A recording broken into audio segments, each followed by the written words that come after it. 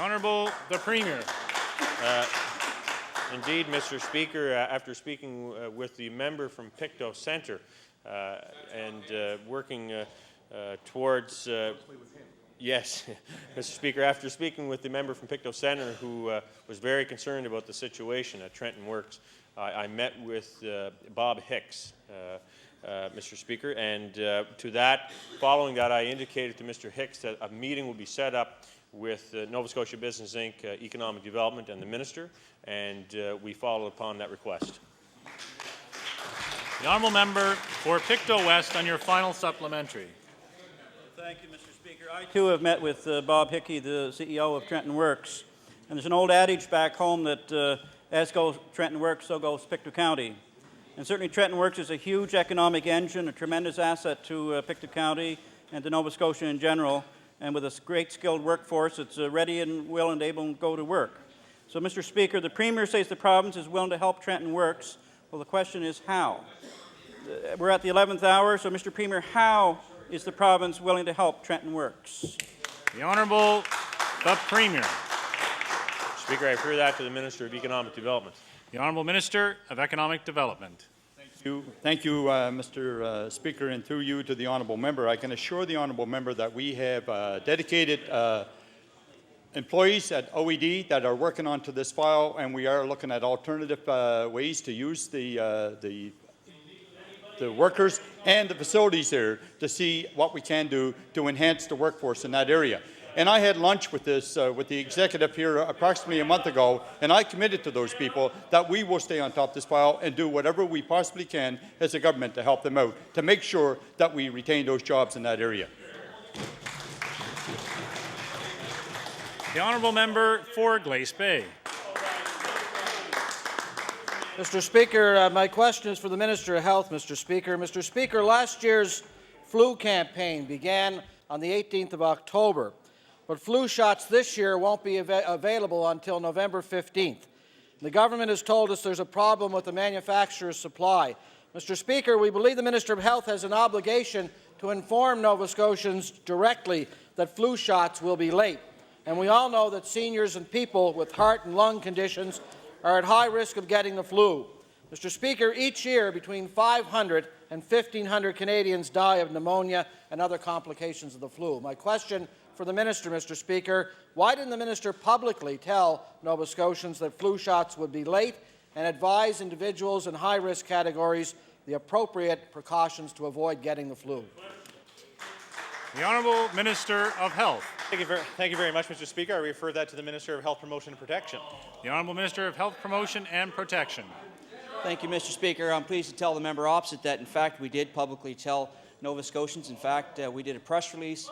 We sent letters to all the doctors' offices and the medical clinics and the hospitals in the province, so they were well aware of the fact that the flu vaccines may, in fact, be late this year. The honourable member for Glace Bay on your first supplementary.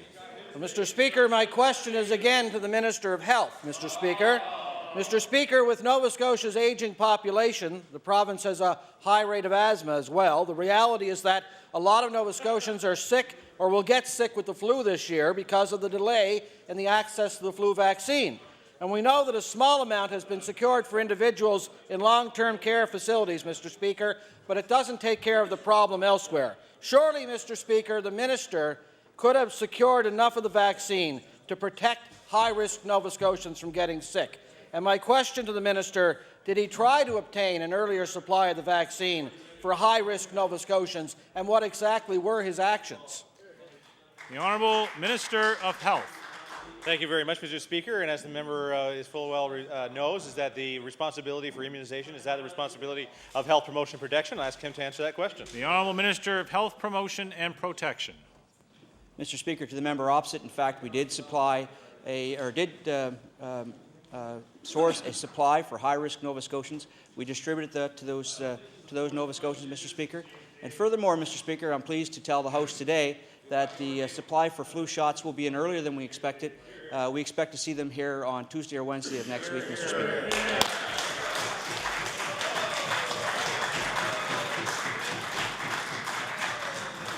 The honourable member for Glace Bay on your final supplementary.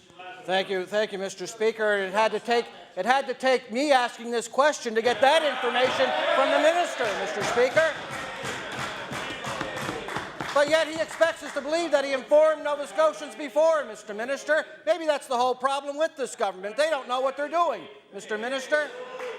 Speaker. Mr. Minister, again, I wanted to make sure that the Minister of Health knows, at the very least, he should have been publicly encouraging high-risk individuals before now to go to the doctor, get the shot that's available. Otherwise, they're at a higher risk of developing the flu. So, Mr. Speaker, my final question to the Minister today, commit today to publicly encouraging Nova Scotians to get to their doctors as soon as possible when the vaccine arrives.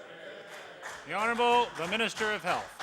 Thank you very much, Mr. Speaker, and I can assure them that we will probably be doing this, but it's better a question that for the Minister of Health Promotion and Protection, who has this responsibility. The Honourable Minister of Health Promotion and Protection. Well, Mr. Speaker, I'm pleased to tell the member opposite that, in fact, we have done just that.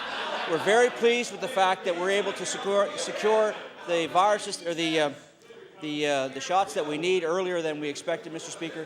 This is not just a Nova Scotia issue, it's a Canadian issue. In fact, the good thing about this, Mr. Speaker, is the fact that the flu season traditionally doesn't hit in Nova Scotia until December or January, and again in March or March and April. The benefit will be is that the single flu shot will be able to cover both flu seasons, both the winter and the spring flu season that we traditionally experience here in Nova Scotia. The Honourable Member for Cape Breton Nova. Thank you, Mr. Speaker. My question, Mr. Speaker, is to the Minister of Community Service. Just a short while ago, the Minister said how proud she was of her government and the $37.9 million they spent on affordable housing. That this government had failed to build one single unit of affordable housing in Cape Breton under the Federal Affordable Housing Agreement. Again, Mr. Speaker, none. In addition, many public housing units are vacant in needs of repairs, including the removal of asbestos and insulation. Meanwhile, there's a growing waiting list for families with a desperate need for safe, affordable housing. I ask the Minister, why has this government ignored the housing needs in Cape Breton? The Honourable Minister of Community Services. Thank you very much, Mr. Speaker. I'm pleased to rise in my place and again inform members of this House of the $37.3 million which was committed to the province of Nova Scotia under Phase 1, Mr. Speaker. Phase 2 will bring $18.9 million in the days to come, Mr. Speaker, and the Income Trust will bring $23 million, Mr. Speaker, that all Nova Scotians will see the benefits of, Mr. Speaker. The Honourable Member for Cape Breton Nova on your first supplementary. Well, Mr. Speaker, all Nova Scotians, Mr. Speaker, not one unit to this day built, and that was done, that affordable housing agreement was signed in October the 1st of 2003. Not one unit. Mr. Speaker, over half the renters in Cape Breton are considered to be in core need for spending over 1/3 of their income on housing costs. The government won't repair the vacant public housing and refuses to build new affordable housing for a growing list of needy families in Cape Breton. They have chosen to line the pockets of private landlords with rent supplements and sweetheart deals, constructions instead. My question is to the Minister. Minister, when is Cape Breton's turn? The Honourable Minister of Community Services. Thank you very much, Mr. Speaker.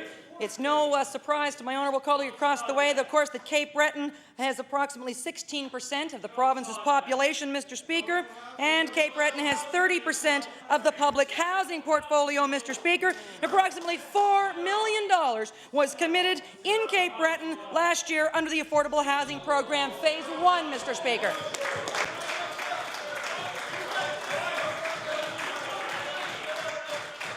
The Honourable Member for Cape Breton Nova on your final supplementary.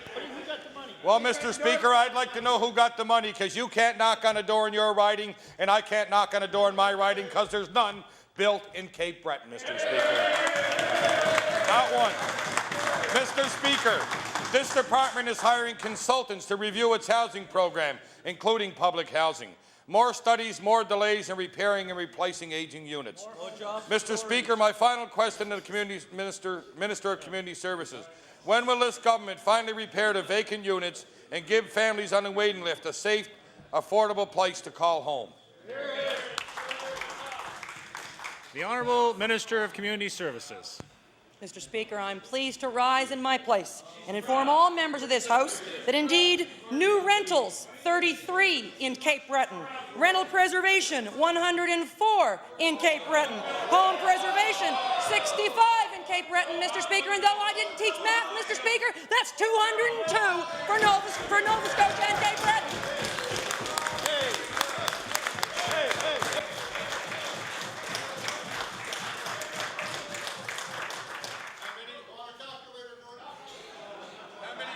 The Honourable, order please. The Honourable Member for Dartmouth South Portland Valley. Order. Order please. Order. No. Order. Order please. Order. The Honourable Member for Dartmouth South Portland Valley. Thank you, Mr. Speaker. My question is for the Minister of Environment and Labour.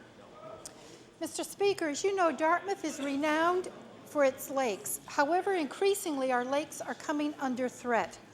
Most recently, an algae bloom in Lake Micmac was found to be a result of municipal activities in the headwaters of Grassy Brook. Far too often, little thought is given to the impacts activities will have downstream. Pollution doesn't seem to be on anyone's radar. When it comes to protecting our lakes, there is an apparent lack of leadership coming from the provincial department. No one seems to bear responsibility for ensuring our lakes are protected. My question to the Minister is, what actions are you prepared to take to protect our lakes and waterways? The Honourable Minister of Environment and Labour. Thank you very much, Mr. Speaker, and thank you, Member, for the question. The protection of our water system in province of Nova Scotia is something that all of us, I'm sure, are interested in and feel strongly about. And laud the former member, my colleague from King South, who helped launch our water strategy program.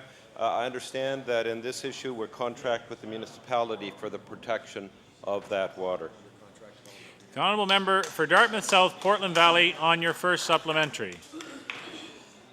I'm sorry, Mr. Speaker. I actually am somewhat confused by the answer, and I think perhaps that, Mr. Speaker, there seems to be confusion actually about the responsibility among the three levels of government as well when it comes to protecting our lakes and waterways. Local residents look at their lakes and see that there are problems, but when they make calls, the answers they receive consist of finger-pointing among different levels of government. It's hard to get answers when everyone's working in their own silos. So, Mr. Speaker, the problem that began in Grassy Brook and Lake Micmac is now showing signs of spreading. When will the Minister take action to remedy this problem and work with stakeholders to stop it from happening again? The Honourable Minister of Environment and Labour. Thank you very much, Mr. Speaker. I'd be happy to take a look at the issue if the honourable member would like to provide me with the details of it. It is part of a contract development agreement with the municipality, but if she wants me to take a further look at it, I'd be happy to do that. The Honourable Member for Dartmouth South Portland Valley on your final supplementary. Mr. Speaker, this is just one example among hundreds of the problem areas in this province. And so to help unmuddy the waters, all levels of government have to come to the table with the community to develop a plan to save our lakes. I've talked with many of the people involved and all agree that the provincial minister of environment and his department must take a leadership role in developing a detailed, comprehensive and coordinated strategy to protect lakes and waterways in Nova Scotia. My question to the minister is, Mr. Minister, how will you achieve this? The Honourable Minister of Environment and Labour. Thank you very much, Mr. Speaker. And the member makes a very good question about how the environmental issues go across all levels of government and across all departments of government. And that's something that we've discussed at the Ministers of Environment. She'll be pleased to know that at my suggestion, the Ministers of Environment have put the protection of water as the main agenda at their next AGM of the Ministers of Environment across Canada. We'll be talking about discussions and ways to do it. The honourable member for Clare.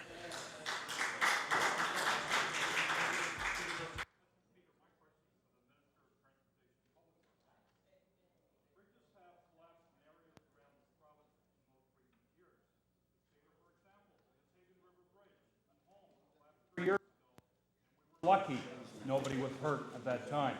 I would hate to think that what happened in Montreal 2 months ago might happen here in Nova Scotia. Nova Scotia highway engineers assess bridges in this province on a regular basis, and they're recommending we need over $500 million in the next decade for bridge repairs. Some bridges in our province are over 100 years old. The minister and this government must address this matter before disaster strikes here in Nova Scotia. And my first question to the minister is, has your department commissioned a study or implemented any initiatives to ensure safety on our bridges since the bridge collapse disaster in Montreal? The Honourable Minister of Transportation and Public Works. Thank you very much, Mr. Minister, and the answer is yes. The honourable member for Clare. That the department engineers and staff inspect bridges throughout our province on a regular basis and monitors the condition of our bridges.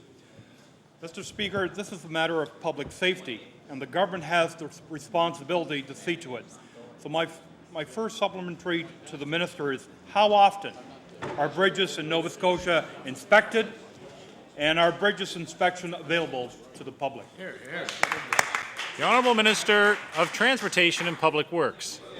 Thank you very much, Mr. Speaker. And the department does have a crew responsible for bridges. There are a number of them throughout the province.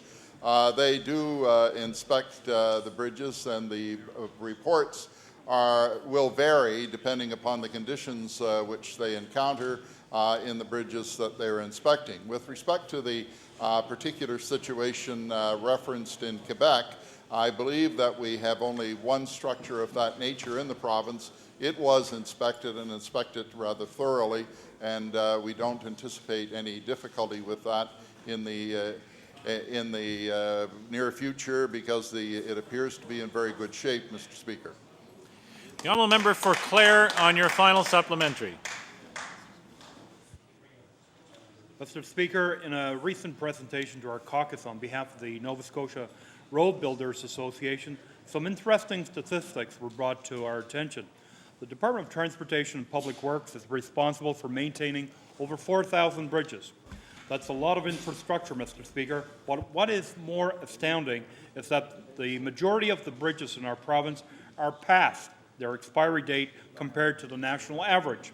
And my final question to the minister is, what is the government's plan to rectify the current deplorable situation regarding Nova Scotia's infrastructure?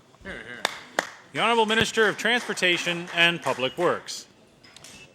Thank you very much, Mr. Speaker, and I thank the honourable member for the question. We have a bridge replacement program, Mr. Speaker, that has a schedule of replacement depending upon the availability of funds. And I can tell you, Mr. Speaker, that if the Liberal caucus has their way and we lose tax revenue, then that list won't be very long, Mr. Speaker, because we need the funds in order to carry out the program which the honourable member is asking us to do as he sits beside his leader, who is asking us to reduce our revenue for highway repair and construction, Mr. Speaker. Have it both ways. The honourable member for Dartmouth East. Mr. Speaker, my question is for the Minister of Education. On Tuesday, October the 24th, 2006, I was informed by the Dartmouth Whalers Minor Hockey Association that the rink in the Nova Scotia Community College Akerley campus was going to be shut down. The rumor was that the rink space was needed to expand other programs at Order, campus. please. Order, please. The chair can't hear the speaker. The honourable member for Dartmouth East has the floor. Thank you, Mr. Speaker. Would you like me to start again? Yes. This information did come to quite a shock to me. And given the public reaction in the following days was news to just about everyone except the Nova Scotia Community College. Considering that the Dartmouth East community had recently concluded a consultation process. Order, please.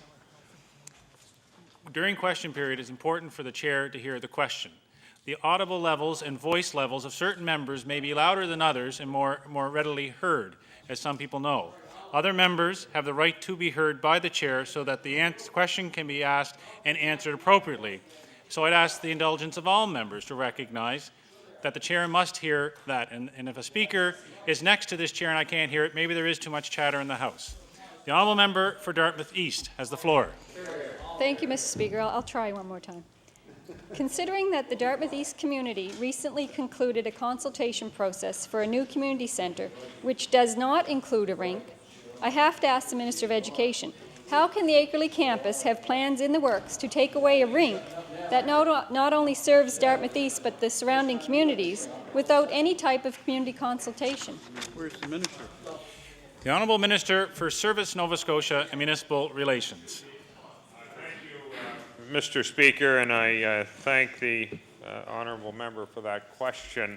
Quite honest, Mr. Speaker, I'm not familiar with that particular situation, so I'm going to have to take it under advisement and respond here. The honourable member for Dartmouth East on your first supplementary. Mr. Speaker, my question is to the Minister of Health Promotion. Mr. Speaker, in a recent news article, the Minister of Health Promotion was quoted as saying, and I will table the quote, "It's kind of unfortunate that they didn't think about the possibility of that ice surface closing and somehow incorporate the overall ask to resolve both those issues." Mr. Speaker, the they he is referring to are the Dartmouth East Recreation Centre Society. This is just a group of volunteers from the area who have worked diligently and very hard to make the dream of a community centre for Dartmouth East become a reality. Indeed, the Society did not ask for a rink. Why would they when a rink did exist basically right across the street from where the community centre is going? My question to the Minister of Health Promotion is, when are you going to stop trying to blame the volunteers in the community and start working with us to fix the problem? The Honourable Minister of Health Promotion and Protection. Well, Mr. Speaker, as I've indicated to the member opposite in a voicemail, and I know that she heard parts of it, that the they I was referring to was both Halifax Regional Municipality and the school as well. Mr. Speaker, we want to support community initiatives to further the infrastructure in this province. Our track record speaks for itself. We've invested millions of dollars in rinks and community facilities across this province. And Mr. Speaker, there's not a member opposite whose constituency wasn't impacted by our RFD program. We'd be more than happy to and have arranged a meeting with folks from HRM and the school as well to discuss an interim solution to this problem so that we can get to a point where we have a permanent solution, Mr. Speaker. The honourable member for Dartmouth East on your final supplementary. Thank you, Mr. Speaker. Unfortunately, the Minister of Education is not here, but I will pose... Order. Oh. Order, please. No member is allowed to refer to the presence or absence of a member in the House. I do apologize, Mr. Speaker. I totally didn't mean to do that. I'll pose the question to the Minister of Health Promotion, and possibly he can find out the information I'm looking for from the appropriate person. I do believe that this whole scenario is just another example of poor communication between various government departments, Mr. Speaker. So anyway, I'm willing to work with whoever I have to, and so is the community, to solve this problem and move forward. But I do feel I have to stick up for volunteers in my community. Mr. Speaker, so my question is, through the Minister of Health Promotion, will you commit to keeping this facility open as a rink until a proper solution is found? The Honourable Minister of Health Promotion and Protection. Well, Mr. Speaker, I appreciate the opportunity to again address the first question and the fact that the member opposite wants to portray this as an attack on that community group. In fact, that is not the case. In fact, our department and Health Promotion and Protection has done a great deal of work to support recreation facilities throughout this province, and particularly in that community. As I committed earlier, Mr. Speaker, I've already arranged a meeting between myself, the Halifax Regional Municipality, and the folks at the Akerley campus to discuss an interim solution to this problem. It's important for Nova Scotians to have a healthy and active lifestyle. Our investment in these projects are part of our plan to make Nova Scotia the healthiest province in this country, Mr. Speaker. The honourable member for Timberley Prospect. I'd like to thank the members opposite and the members of the third party for paying close attention to this. My question is to the Minister of Tourism. Mr. Speaker, the Prospect Road is a highly promoted part of the Lighthouse route on the way, of course, to Peggy's Cove. This is a scenic highway which is unfortunately cluttered with signs of all descriptions and all sizes. From the entrance to the Prospect Road to Exhibition Park, a distance of perhaps 2 kilometers, there are at least 91 signs on telephone poles, trees, and other structures. An unsightly clutter for sure, Mr. Speaker. In 2000, a committee was formed to review signage across this province. I would like the Minister of Tourism to bring this House up to date on the progress of that committee. When will we hear from what has happened to the review of signage across this province as designated by the Minister of Tourism? The Honourable Minister of Tourism, Culture and Heritage.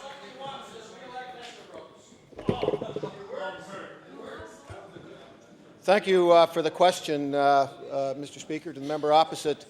When it comes to signage within HRM, that is an issue with regard to the regional municipality. And Mr. Speaker, it's my understanding that as of about 3 weeks ago, there was a brand new sign bylaw that was passed by the regional municipality that would restrict signage and the type of signage in certain areas in HRM.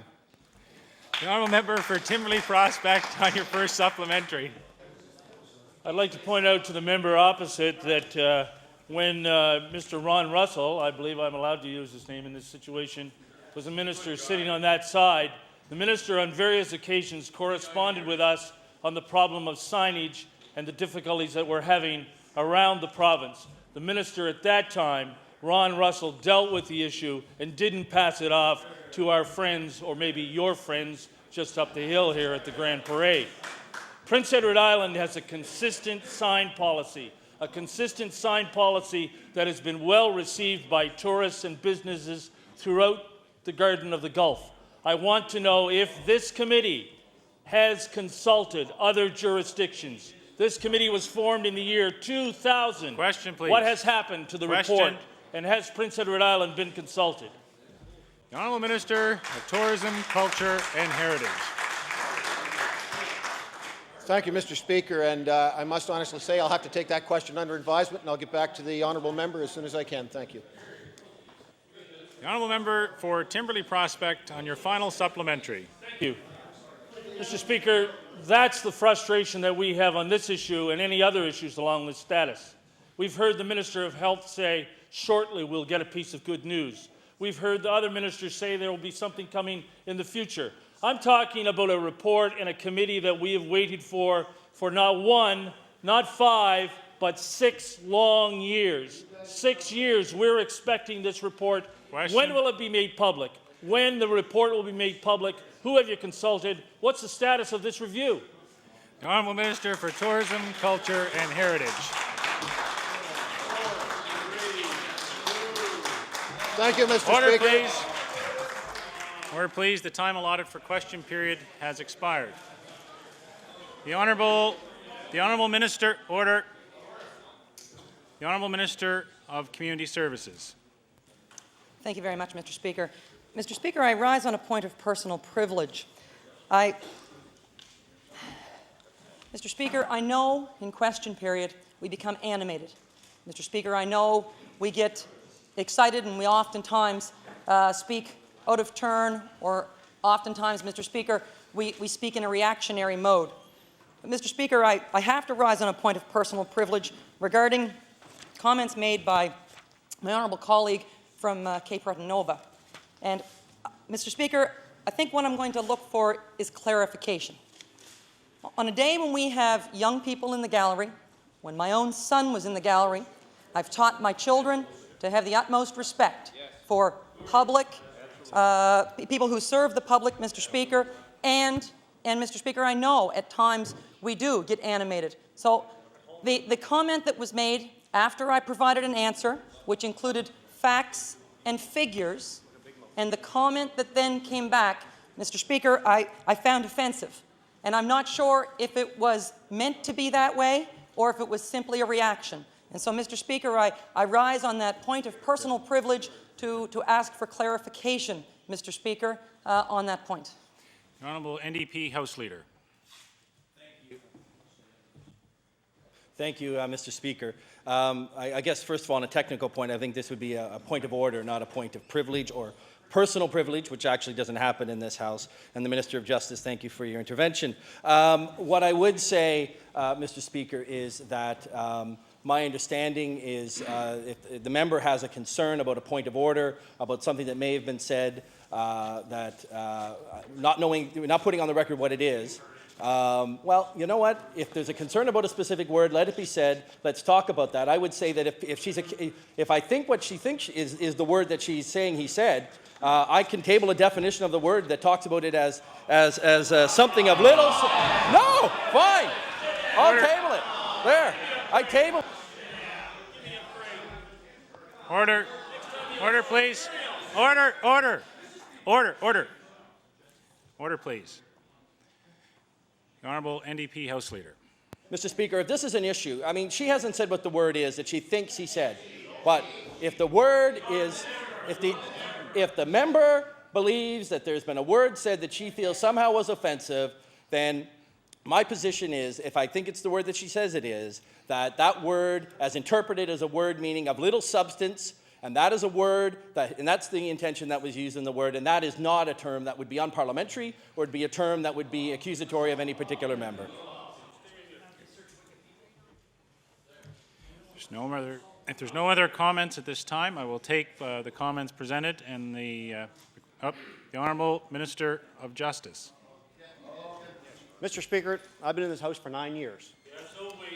And on many occasions, I've had members opposite rise on a lot less important matter in this House to talk about not having input in this. Mr. Speaker, Order. I think I have the floor. Yes. Order. Honourable Minister of Justice.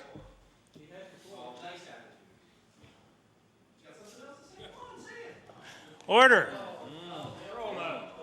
Order. Less important issues and making a point of personal privilege. I think the Honourable Minister of Community Service has risen in her position on a very important matter that will be not only important to members of this House, but I believe to women across this province. And Mr. Speaker, for someone to make light of it, I think is very unfortunate, not only for this House, but for everyone. So, Mr. Speaker, I would suggest, Mr. Speaker, that you take the matter under advisement and investigate it, because I think it's a very important matter. Thank you, Mr. Speaker. Order, please. Order. There's been lots of things said in this House today that have been heard by the Chair, whether on the record or off the record. And the decorum of this House is very important regardless, and all Nova Scotians expect us to adhere to that. And I think, and quite possible and frank, that we'll be more mindful of that the next time we come into this chamber for debate for that. However, as I was saying, I will take the matter under advisement, but I also would advise all members to be cognizant and cautious in their comments around this chamber. So I will report back to the House at the appropriate time. Opposition members' business. The Honourable Member for Cole Harbour, Eastern Passage. Thank you, Mr. Speaker. I call Bill number 26. Bill number 26.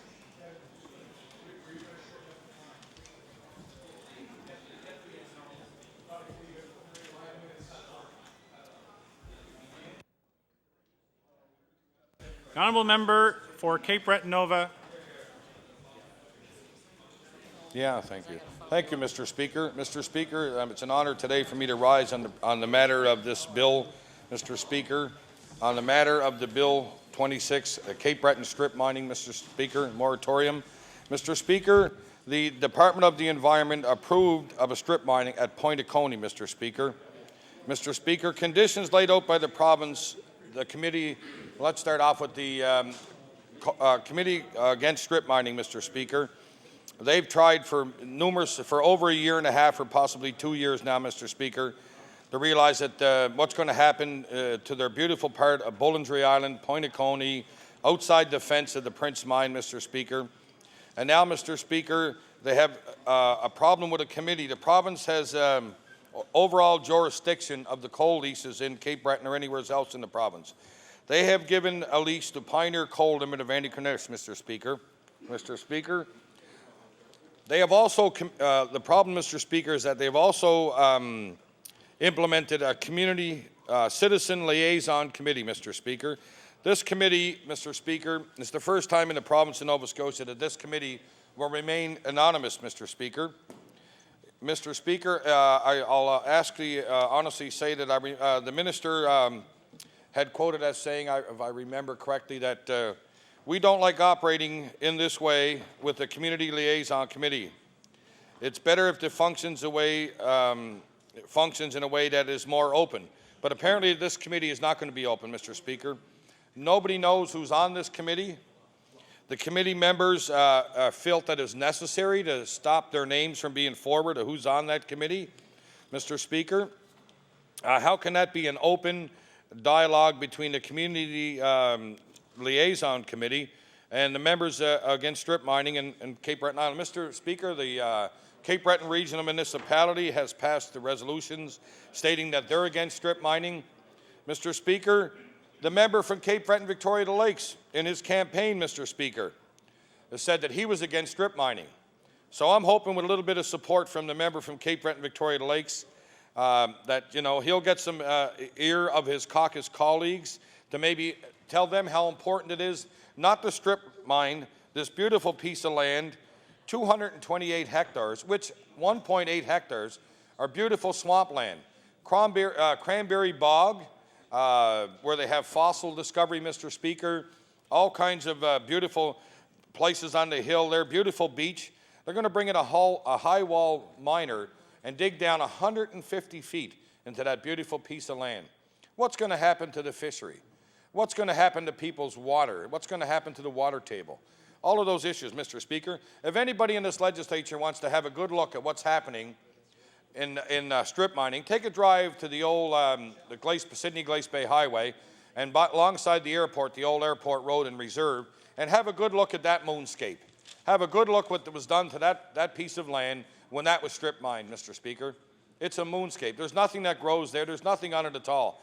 Again, we see a beautiful part. 72% of the people living in beautiful Cape Breton Island do not want this strip mine on their island. I don't know what the message is or how loud and clear we can get this through to the House of Assembly, to other people, when we have that many people, 72% do not want strip mining on Cape Breton Island, Mr. Speaker. I just don't understand. I mean, the majority in a democratic society, when you vote members of the Legislative Assembly to listen to, you know, to listen to the people are saying overwhelmed in Cape Breton that we're still having strip mining with the opposition that's out there now, Mr. Speaker. I just recently attended a day held by the community citizens against strip mining over in the old road, I guess they call it the Cranberry Bog. I have some beautiful pictures I took on that day. Beautiful pictures of a growth forest, of the ocean, the bird islands and everything. To destroy that, or how many jobs are going to be created? It reminds me of go back into history of when the people and people from England came to Cape Breton Island and people from over to open up the coal mines there and open up. We saw how they treated our grandfathers and our forefathers. They own them. We saw the labor disputes. We have Davis Day, a holiday. We saw how the company, you know, the company owned the company store. People lived in company houses. Is this what we're going back to again, that this, you know, strip mining, the history of strip mining, Mr. Speaker, is not a good piece of history in Cape Breton or anywhere else in Nova Scotia at this present time. Mr. Speaker, 72%, you know, 6,906 people were surveyed, and over 72% of those people said to them that they do not want strip mining. It's very clear here that this is an issue of government, very clear, an issue of government more interested in looking after the interest of big business rather than looking after their citizens, Mr. Speaker. Mr. Speaker, the member from Cape Breton, Victoria Lakes, he lives in that riding, Mr. Speaker. A part of that is in his riding. Now, Mr. Speaker, he campaigned in the election that he was against strip mining, Mr. Speaker. He sits in that office with them. I just hope and pray that he can convince the members that he sits with on that side of the House to not strip mine beautiful Cape Breton Island. Not so much for my generation, but my children's generation. To come down the backside of Kelly's Mountain and see a 150-foot hole as you're driving down that mountain. For what? What benefits? For benefits of big business? Not benefit. We should be promoting ecotourism. We should be promoting the beautiful island of Cape Breton Island. With people that come there, tourism rates are down in the province of Nova Scotia and down in Cape Breton. Why not promote ecotourism? Why not have people come there for our beautiful island for boating and exercise and biking? And Mr. Speaker, 228 hectares, 18 hectares of wetland. What's going to happen to the habitats of the wetland? Where are they going to go, Mr. Speaker? Are they going to die off? Here we are with more species endangered in the province of Nova Scotia. It makes it very clear that this is just the support big business, Mr. Speaker. I don't know how many rallies or how many protests over the years since I've been elected in this legislature that I attended on behalf of the citizens in my riding.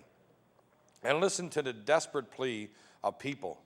We got elected to come to this legislature to do what you can do for the constituents that you represent on a daily basis. Now here we are hearing from 72% of the people, 72% that don't want strip mining. For what, Mr. Speaker? I could go on, Mr. Speaker, and make this political of how many people donated to the campaign of this party and that party. I'm not going to do that, Mr. Speaker. You know, Mr. Speaker. That's right. Who won the seat, I hear from the other side. Absolutely right. Absolutely right. They voted in the member because he told them that he was going to go to Halifax and he was going to convince his caucus colleagues not to strip mine in Cape Breton Island. You're absolutely right when they said that, member over there. What are they doing now? Absolutely. And they're not listening to him. They're still strip mining, Mr. Speaker. Mr. Speaker, there's an appeal before the Department of the Environment, Mr. Speaker. 50 recommendations that were to be met. Some of those recommendations aren't being met. You know, not being met, you know. And the member from Cape Breton, Victoria Lakes, know how disappointed these people are that this is going to happen to their beautiful island, Mr. Speaker. You know, I guess I think when the campaign was on, and I think if I'm correct, that the member had said that it may have to go to the Supreme Court of Canada. I distinctly read that in an article, I think, somewhere when I was out in the Cape Breton Post or the Chronicle Herald, that, you know, maybe we have to appeal the decision to the Supreme Court of Nova Scotia. Well, I'm hoping that member can appeal that decision to the members in his caucus. When he campaigned, like the rightful member over there said, campaigned against strip mining in Cape Breton. A beautiful island, but nobody wants strip mining, Mr. Speaker. Nobody. Who wants to tear up that island? For how much? For $1.6 million? How much employment? I mean, maybe the government, the minister can stand up when I'm finished here and tell everybody in this House how much money is going to be made. What is the benefits of jobs to the people of Cape Breton Island? We've heard that in our history. We were there when the people from England came in and took those jobs and put people to work and controlled their lives.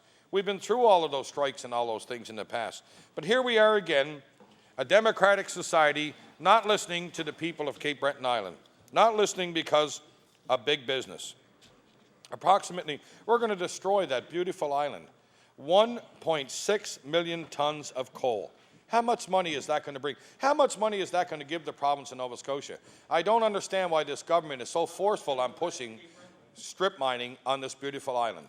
Now, I know when the member from Cape Breton, Victoria Lakes drives home every weekend like I do, when he comes down that backside of the mountain and sees that hole on beautiful Bullingdry Island. I'll be tabling pictures of that sometime in the near future in this legislature. The one of Cranberry Bog, the one of the ocean, the one of the view of Bird Islands, and the member knows how beautiful a place that is, Mr. Speaker. All for big business. The citizens against strip mining are being left out. They protested for well over 2 years, if not longer, since I've been a member. Thank you.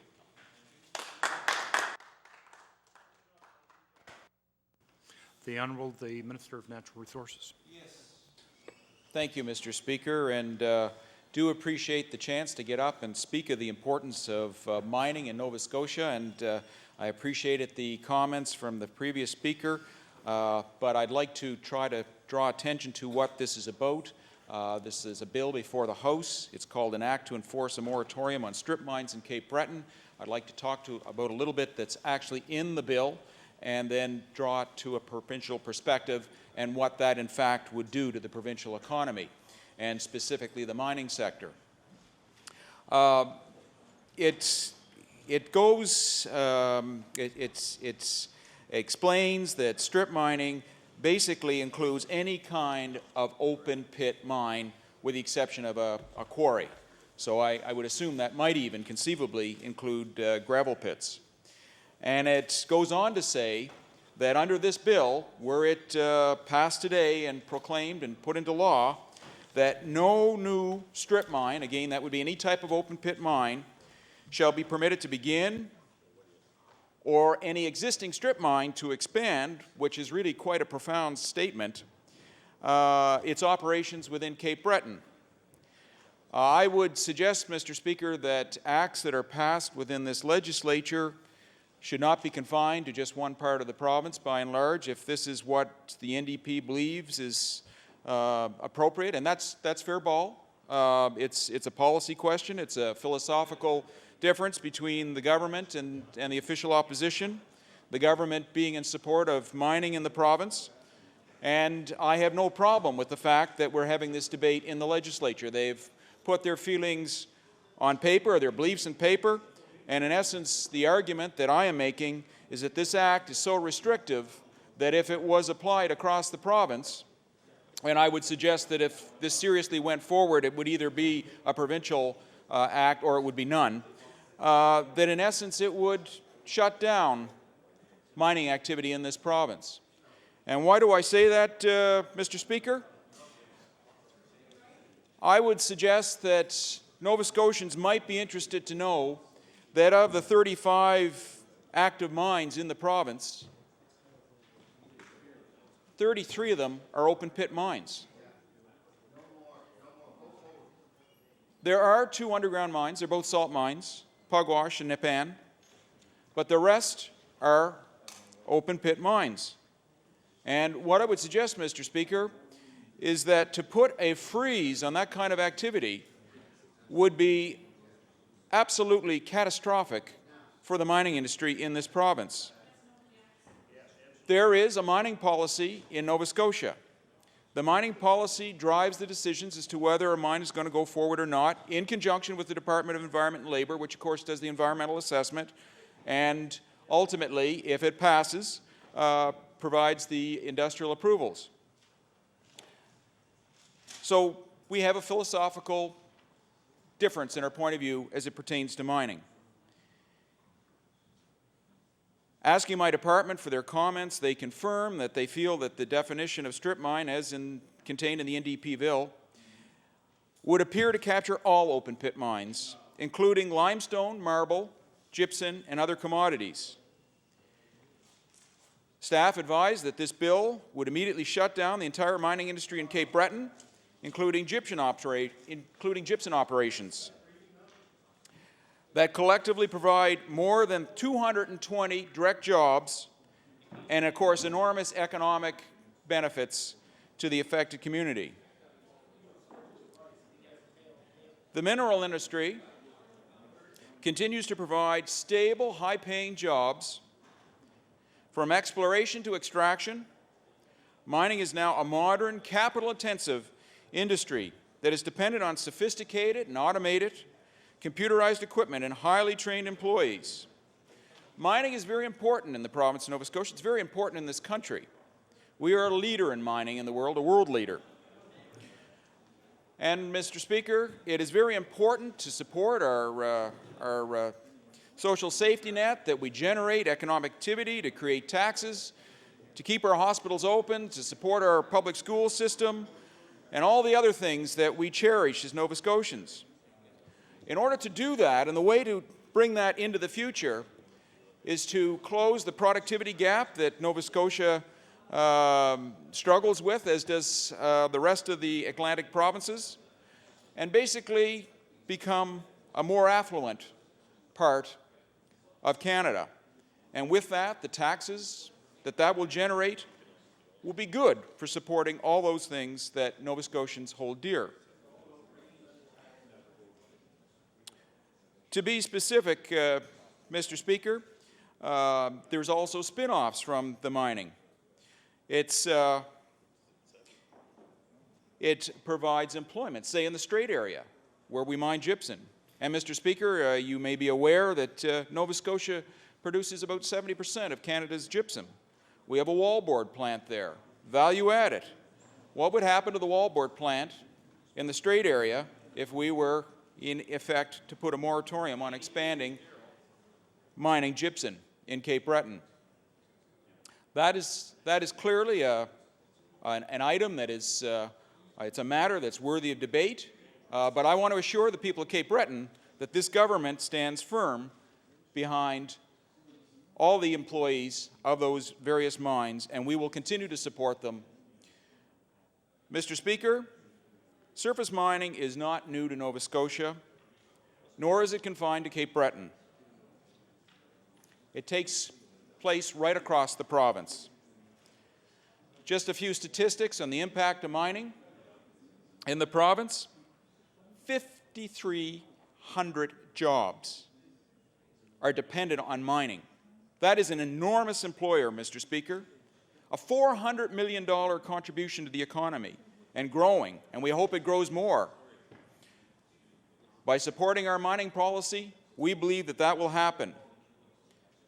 We are spending about $8 million annually, or the industry is spending about $8 million annually in exploration for new mineral deposits in Nova Scotia, something that we must encourage.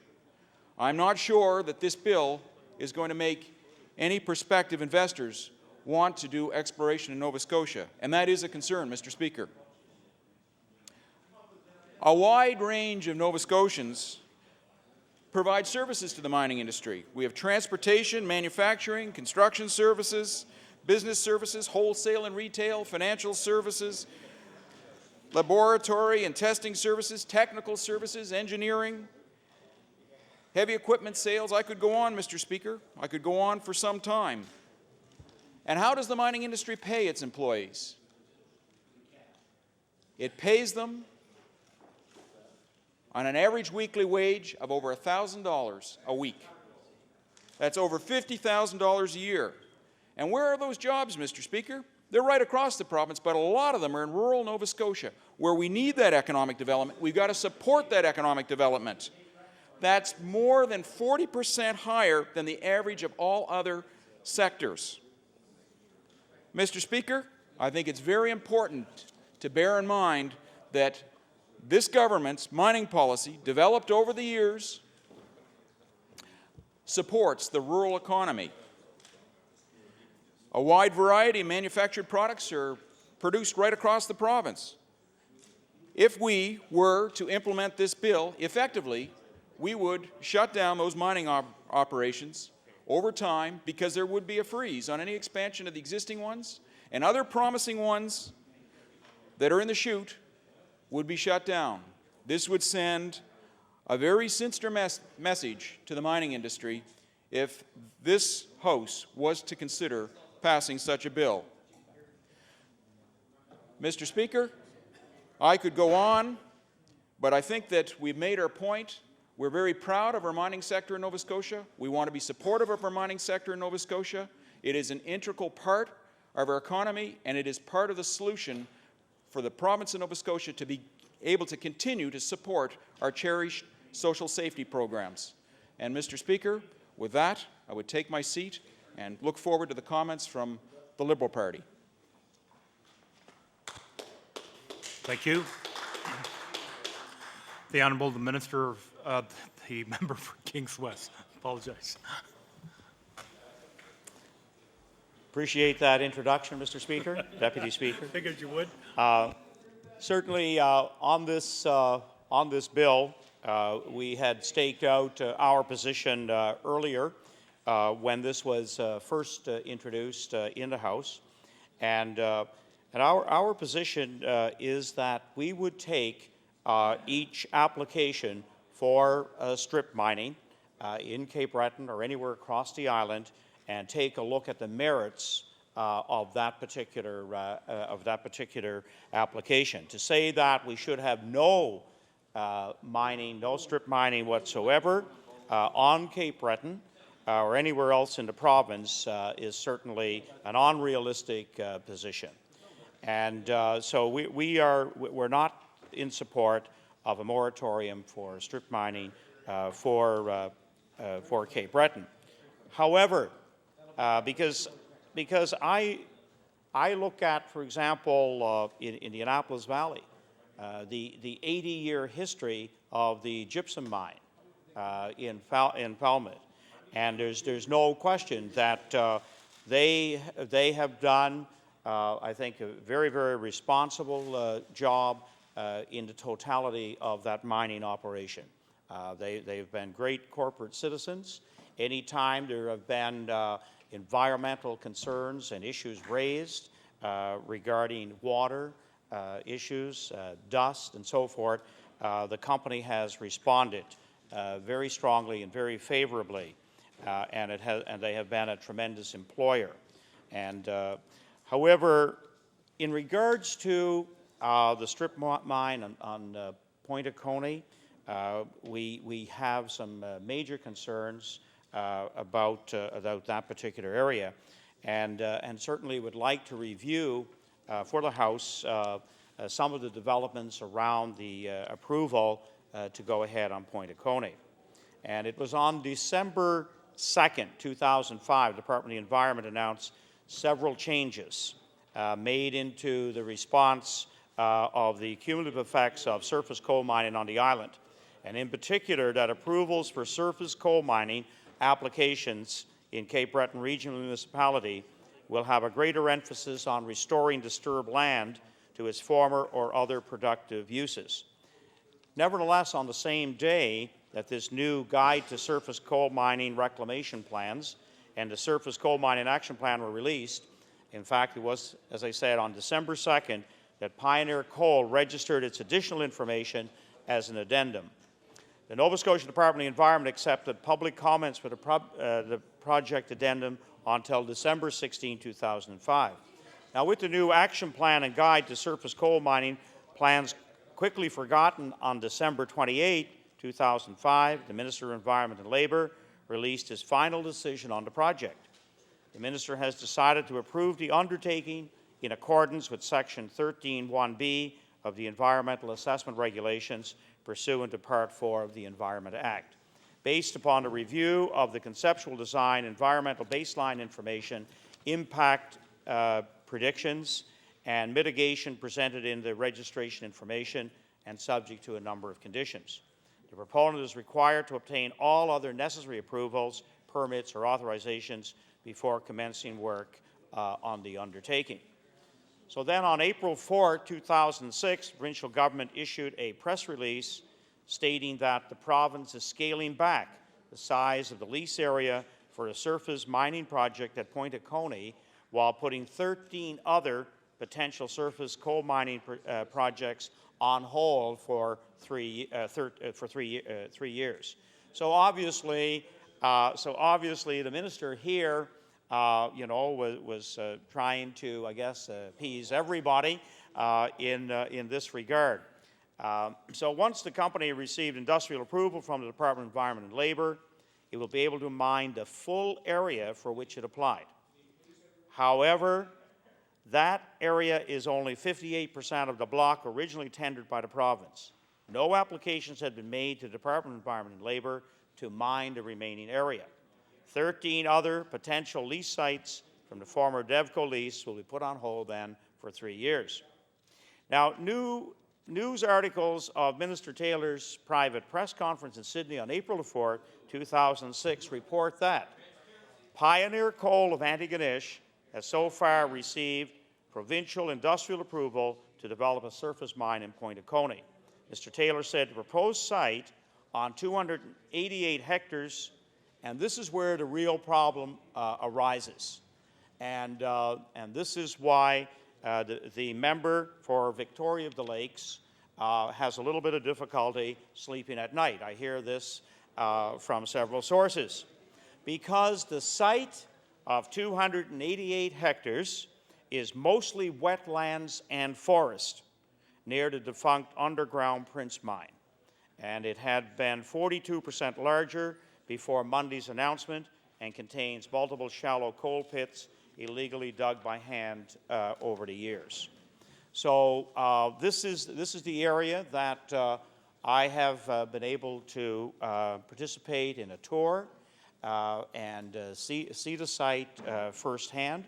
And I know that during the environmental approval process, and I probably should table those documents perhaps at another time, but certainly the Department of Environment field workers themselves raised a lot of issues around the environmental impacts that the strip mining on Bollitree at Point of Coney was going to have.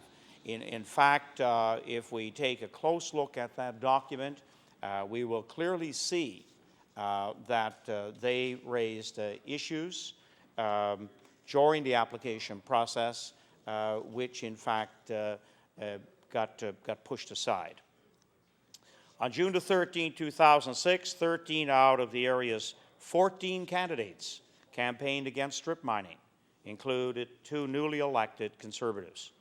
Ignoring the facts and the will of the people and their other elected representatives, on September 13, 2006, Nova Scotia government announced that they have issued an industrial approval for Pioneer Coal to strip mine Point of Coney. Now, one of the most significant environmental concerns around coal mining and aquatic environments is acid mine drainage. And certainly, again, if we take a look at the history of aerial photography in this area, and again, that's something that we certainly feel that the Department of the Environment neglected to take into account, and that was the runoff from some of the older sites of strip mining and the acid mine drainage that was going right along the coastal area, and certainly again a great concern raised for the lobster fishery in particular in that area. The influx of untreated acid mine drainage into streams can severely degrade both habitat and water quality, often producing an environment devoid of most aquatic life and unfit for desired uses. Surface coal mining can affect the transportation network. These effects can be broadly classified as short and long-term effects, and in the short term, adverse effects are expected since traffic associated with coal developments are likely to place increased demand on local roads and associated infrastructure. One of the issues, of course, that we feel is not balanced here, in fact, are the fact that royalties that the province will receive amounts to $9 million approximately. So we have made the trade-off of $9 million on royalties. That certainly this area will impact on the wetlands, on the forests, the agriculture, the tourism, and certainly a disregard for the citizens who wanted to keep the gem of Bollitree Island in a stronger, long-term natural state. And I personally think, and our caucus has talked about this, that there will be short and long-term implications of this mining operation.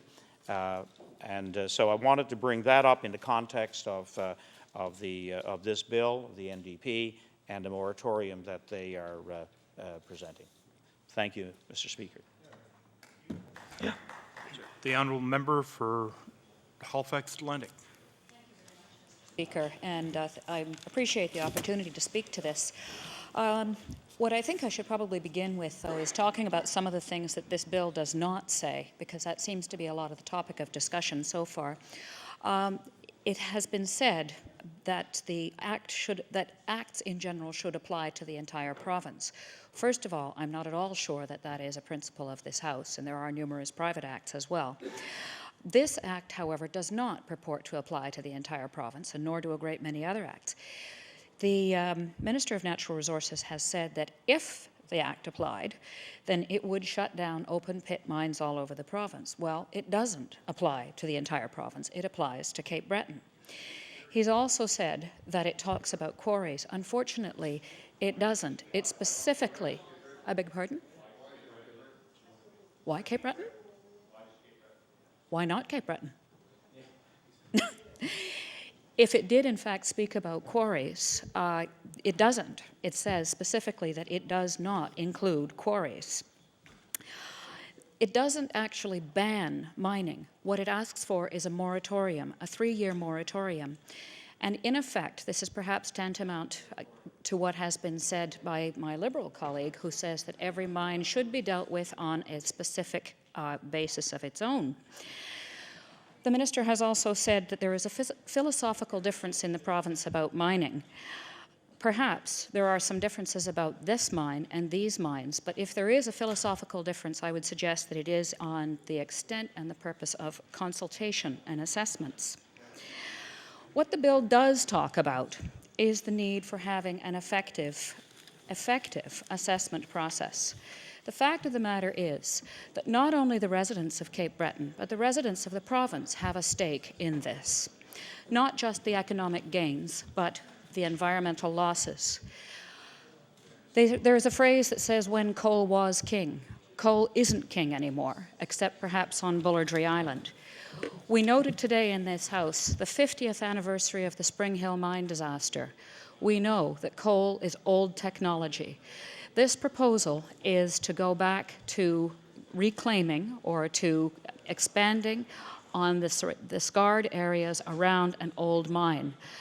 Coal mining has taken place in Nova Scotia as well as other parts of the world for hundreds of years, but we are now realizing that greenhouse gas emissions, which are a significant product of the combustion of coal, stand to give tremendous damage to all people on this planet, not just to the people of Bullardry Island. The people of Bullardry Island have certainly got some other concerns, though. They're quite justified in worrying about their groundwater supply. They have tried to make this point over and over again, but the result of it has been that an industrial approval has been granted for 7 years to Pioneer Coal to work these mines and extract 1.6 million tons of coal during that time. Interestingly, though, it seems that almost everything except the coal itself in this enterprise is covered. We hear about private press conferences and that really amazing phrase, an anonymous citizens liaison committee. How exactly is this kind of liaison supposed to take place? Does the committee put bags over its head before it asks a question? What do you think? And this is what's about to happen. Citizens liaisons committees can hardly liaise if they are anonymous. This is an extraordinary violation of all the stated principles of consultation and, one would think, of community development. Secret communications. There's a massive document out there on how to do consultation, and I'm afraid sometimes I find myself tempted to say that consultation is not much more than Nova Scotia's most expensive hobby. It takes a tremendous amount of time, energy, and money, and it doesn't always end up bearing fruit. What we hear all the time is, we're listening. We don't always hear, we hear. And I can tell that because frustrated citizens approach all levels of government about the fact, and these are large numbers of frustrated citizens, about the fact that referendums, plebiscites, consultations have ended up without any result that they would hope for. We get petitions sometimes, and that's a good qualitative way of doing it. It's not a very fine tool. But we can spend years in consultations, and it seems to me what this bill is asking for is a really solid and focused report that comes back to the House of Assembly, because this is a serious matter. It's not even just a matter of one coal mine. It's not a matter of one strip mine or one island in Cape Breton. It is a matter of how do we handle the comments, the beliefs, the very health of our citizens nearby and all over the province. And the fact is, we are hearing over and over and over again that people don't want this to take place. They don't want this old technology. They don't want the groundwater breached. They don't want it contaminated with the mercury that often flows out from peat bogs. They don't want salt water flowing into their wells. They don't want coal burnt either in the United States or here. And in fact, we are now apparently engaged in complaining to the United States about their burning some of our coal. But we don't want those things because of the impact it has around the world. The consultation is narrow and it's not heard. So, I would say that when a member of the government suggests to his, oh, I'm sorry. Time? Order, please. Order, please. It's very difficult for the chair to listen to the speaker. I would ask honourable members to take their, turn the volume outside, if at all possible. Thank you. The honourable member for Halifax Atlantic has the floor. Thank you, Mr. Speaker. When a member of the government has to say, and I feel great empathy for him, that he has to say to his constituents, well, you can appeal to the Supreme Court of Nova Scotia, that says dreadful things about the weight which this government places on environmental concerns. 3 seconds or 3 minutes? Thank you. There's an irony, too, in that the Department of Environment Labour at this point, which has just granted this, this approval, is in fact the very same body which is about to begin issuing well testing kits, the same body which says it's important to know what's in your well water, but is offering no way of protecting your well water. There's a tremendous lack of coordination here. There are no doubts whatsoever that acidification of the groundwater table presents a tremendous threat to everybody with a domestic well supply, and I'm not aware that we are suggesting that Central Water Service be extended throughout Bullardry Island. So there's a double assault on the water table. There's the breaching, there's the, in fact I'd say it's a triple, because there's the breaching of the water table, there is a threat to quantity, there is danger to the chemical composition as a result of acidification when the overburden leaches and bleeds into the existing water table, as well as the loss of the natural filtration which is performed by wetlands and bogs on Bullardry Island as anywhere else. And when the water is compromised, it's not just compromised really, really close to the site. We've got a bigger problem here. There's no reason for the people of the province to be overriding, to be asked to overlook the overriding of the pleas to not exploit this old technology, that which was in fact king many years ago, to not further endanger the climate of the province, and please, by the way, to leave alone Bullardry Island. Thank you very much, Mr. Speaker. Thank you. Time for debate on Bill number 26 has expired. I'll recognize the Honourable Official Opposition House Leader. Thank you, Mr. Speaker. Can you please call Bill number 59? Bill number 59, the Retail Business Uniform Closing Day Act. The Honourable Minister of Finance. Yes, on a point of order for the honourable member, the leader, I just want to figure out what the times are going to be that we're speaking on this bill. I'm sorry to interrupt, but... The Honourable, the Official Opposition House Leader. Thank you, Mr. Speaker. Well, we had time set aside. We'll just adjust them all by 5 minutes, except the final one, the NDP second speaker, will have 5 minutes less, approximately. Thank you. The Honourable, the Leader of the Official Opposition. Thank you, Mr. Speaker. I'm pleased to rise today to participate in the debate on Bill number 59, which of course is the bill that I introduced. And the essential point of this bill is to remove Sunday from the list of uniform closing days in the Act, in the Retail Business Uniform Closing Day Act. Now, Mr. Speaker, the reason why this bill is necessary is because of the actions of the government with respect to retail business closing.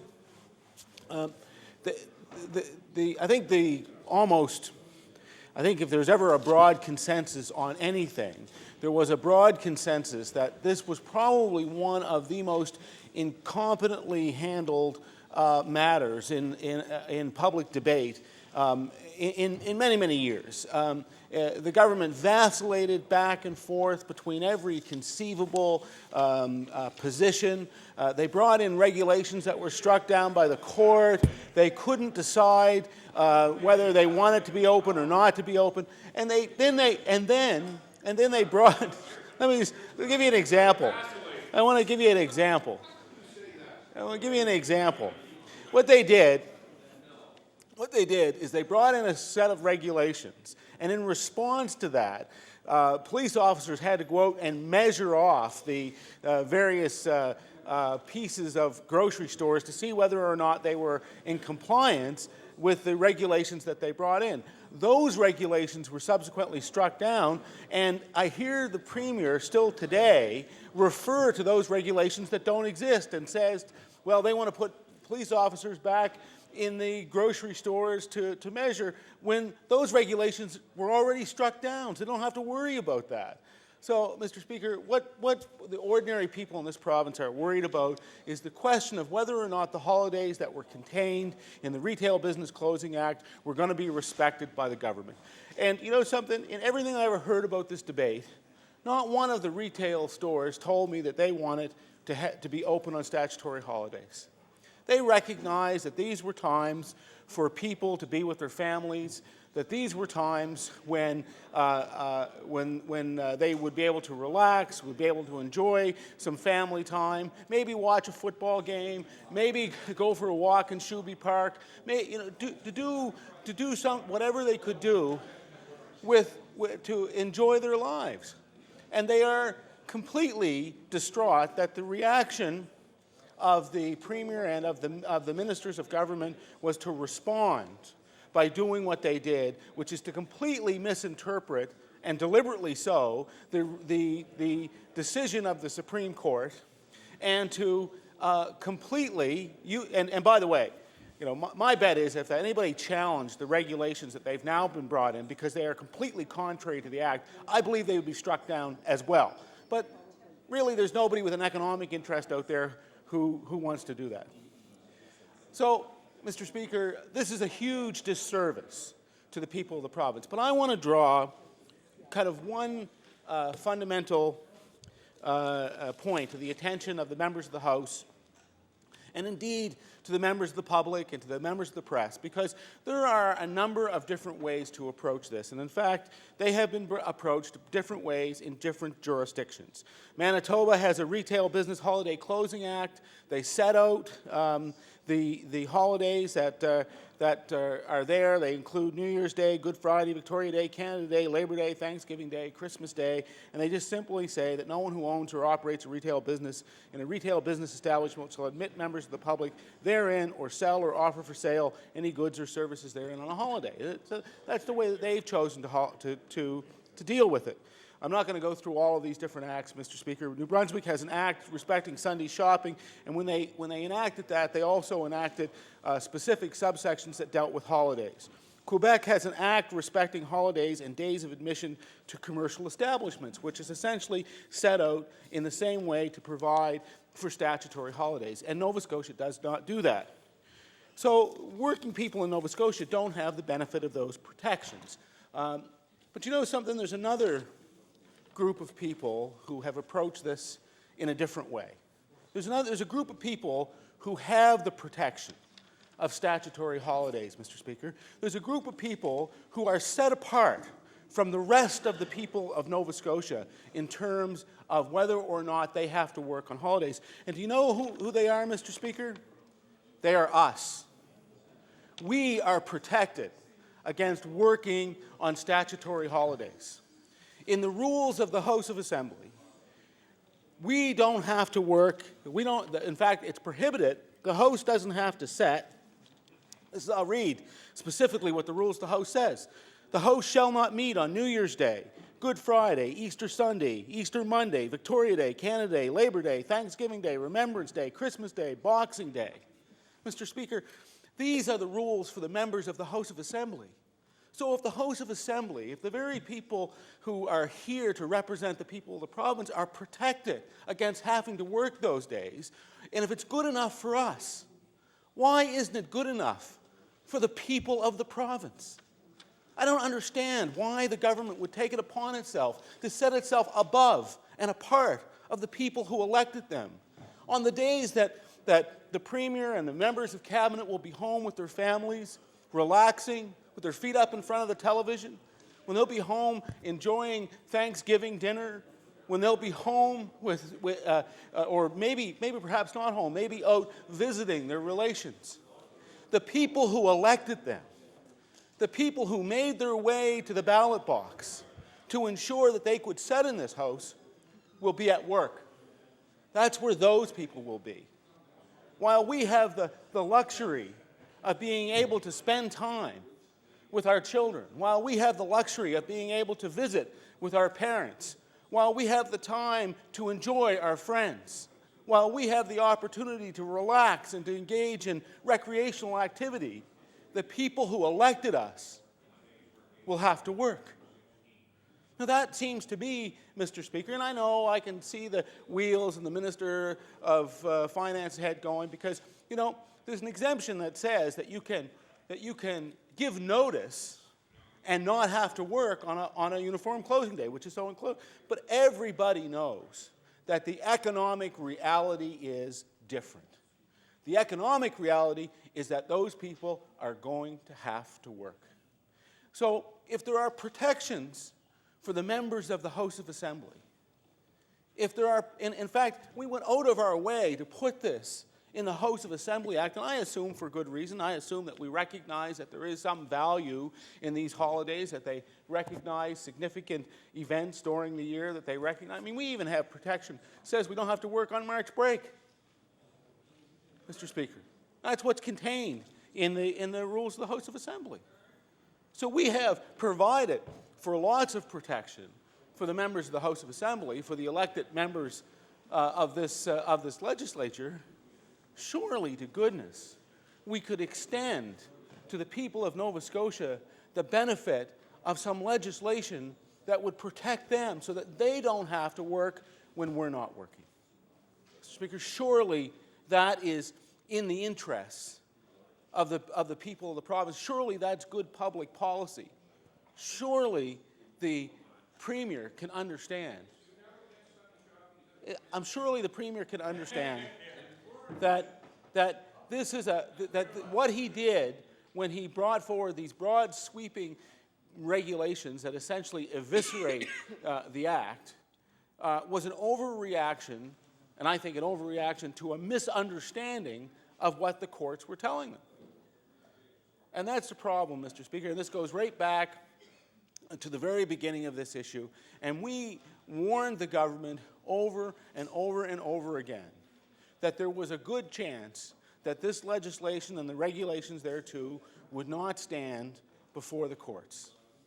And we asked the government to go forward and to one of the things they could have done was they simply could have framed it as a constitutional question to the court. But they decided not to do that. They decided in a very clumsy way to try and manipulate the regulations in a way that they thought somehow would, appease certain groups of people or certain parts of the business community. And they completely misunderstood what the people of Nova Scotia want, and they completely misunderstood what the business community wanted. Because the business community was not asking to change the rules with respect to statutory holidays. They didn't ask to be open on Good Friday. They didn't ask to be open on Thanksgiving Day. They were worried about the fact that they were not being treated fairly in the same way that the other people the other businesses were being treated. So this is the crux of the argument around this bill. What this bill does is it restores to the people of Nova Scotia the position that they were in prior to the bringing forward of the new set of regulations under the Retail Business Uniform Closing Day Act. Workers right around Nova Scotia, and what we're doing here today is simply expressing to the Premier and to the ministers that which we have heard from many, many retail workers around the province. And I know over there that there are many members of the government benches who know that this is true. They know that people have been coming to them and saying to them, it is simply not right to have taken away these statutory holidays. And so I want to end this evening in the debate for my part on this bill with simply this. We have protections under the rules of the House that provide that the members of this House do not have to work on these statutory holidays. If it is good enough for the members of this House, if it is good enough for those who got elected by the constituents in each one of your individual constituencies, surely it's good enough for them. Surely you can do for them what we've done for ourselves. Surely we can make certain that they do not have to work when we're going to be home relaxing with our families, enjoying time with our kids, visiting our parents, engaging in recreational activity. Surely we can give them the same benefits. Thank you. Thank you. The Honourable the Minister of Finance. Thank you very much. Well, the Leader of the Opposition and I don't agree on many things, and one of the things that I don't agree with is the premise of his suggestion. The premise of his suggestion was that the members of this House are not working other than when they're sitting in this room. In fact, the most important things that the members of this House do are back home with their constituents. And Mr. Speaker, whether it's March break or any one of the other holidays, the members of this House, at least on this side of the House, spend their time working for their constituents on many days, including Sundays. The implication of the suggestion and the rules is, in fact, those rules are to ensure that members can be back home in their constituency, representing their constituency. It's not an assurance that they won't be working on those days, Mr. Speaker. Now, Mr. Speaker, you know, the problem with the NDP bill is that when you look at the bill, it looks like it's a simple solution to the problem. But the problem is the bill simply underlines the reason why the government chose to do what it did. First of all, Mr. Speaker, what this bill does is perpetuate no protection for anybody from working in the grocery store on a Sunday or any other holiday. The point being, Mr. Speaker, is that there is no protection for workers who were previously protected, Mr. Speaker, under the question of the plebiscite. The whole premise of that was that the grocery stores, large grocery stores, would be prevented from being open on that. In point of fact, this bill continues the court decision. The court decision ruled that the regulations that prevented the exemption of small retail grocery stores, that exemption was made illegal. Therefore, all grocery stores, by virtue of that decision, are open. And they'd be open by virtue of this bill on every day, and including the protected holidays, Mr. Speaker, because that's the effect of the bill. Now also, Mr. Speaker, so first of all, then we get into what is really the rub here, Mr. Speaker. What's a grocery store? You know, is Walmart's grocery section make Walmart a grocery store? In fact, if I sell food in my store, am I a grocery store? Because the courts have said that basically we can't discriminate under the regulatory power. Mr. Speaker, the point is that this sets Nova Scotians up to be in the constant job of measuring how many square feet of groceries, you know, does selling chocolate bars make you a grocery store, Mr. Speaker? Mr. Speaker, quite frankly, government is not in a position to send police officers and other enforcement officials around from every other store in Nova Scotia to determine whether or not Walmart is a grocery store or is a small shop that sells some other product not related to food, a grocery store, Mr. Speaker. That in my view, Mr. Speaker, one of my colleagues suggested a flower shop. If a flower shop sells candy bars, is it a grocery store or is it a flower shop? I'm not making a point other than to suggest it's just a question of the square footage rule is clearly not possible to use anymore, the grocery store square footage. What we'd have to do is be making more regulations. That member has criticized the government extensively because we're accused of constantly tweaking the regulations. Now tweaking the regulations is all right. The New Democratic Party, in my view, has an inconsistent position on Sunday shopping, saying to one group it's for it and some group it's against it. You know, and Mr. Speaker, what we are for is protecting workers. And I will defer the rest of my time to the Minister of Environment and Labour, who can talk about worker protection.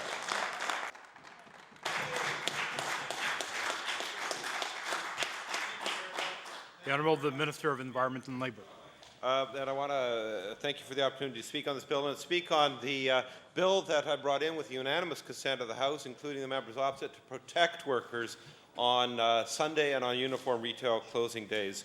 And I wrote a piece that was in the Daily News, Workers Protected. I'll table it for the benefit of the member so that he can see, because the bill that was brought in does protect workers from working on Sunday, from working on other uniform retail business days, and the member opposite knows that. In fact, his bill would not even protect them on Sundays. The bill that I brought in that they supported protects workers. All they have to do is tell their employer, give them 7 days notice, which is 7 days less than in New Brunswick, which is 14 days, that they will not work on that particular day, be it Thanksgiving Day, be it Boxing Day, be it Christmas Day, be it Sunday.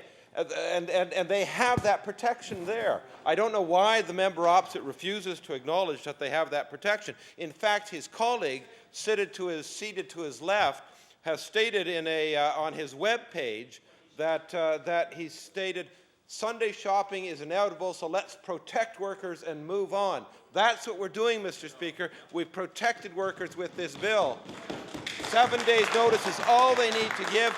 They are protected against any form of discrimination, Mr. Speaker, be it change in hours, be it change in shift, be it few hours, as a result of invoking this protection.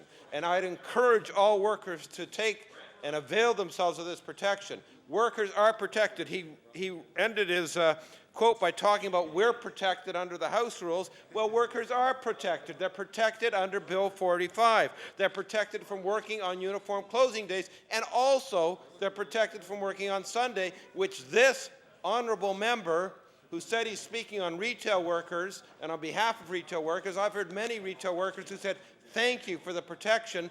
Not only that do we have to not work on uniform business closing days such as Thanksgiving, but we also don't have to work on Sunday thanks to your bill.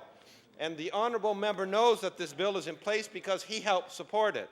This bill is a good bill, and it supports workers, protects workers, and that's why it was brought in order to protect workers in those retail businesses that they had entered into under condition that they wouldn't have to work on these days.